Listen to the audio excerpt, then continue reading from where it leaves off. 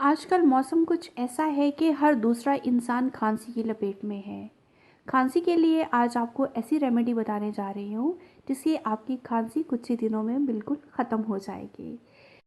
2 सेब के छिलकों को 1.5 कप पानी में इतना पकाएं कि आधा कप रह जाए।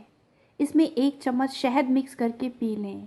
इतना गर्म हो जो पिया जा सके। 3 दिन तक पीना है और खांसी का बिल्कुल नामो निशान ही नहीं रहेगा। मज़ीद ऐसी वीडियोस के लिए मेरे चैनल को सब्सक्राइब करना मत भूलें और इसके साथ बने हुए बेल आइकन को भी प्रेस कर दें ताकि मेरी हर आने वाली वीडियो का आपको नोटिफिकेशन मिले। अल्लाह हाफिज़।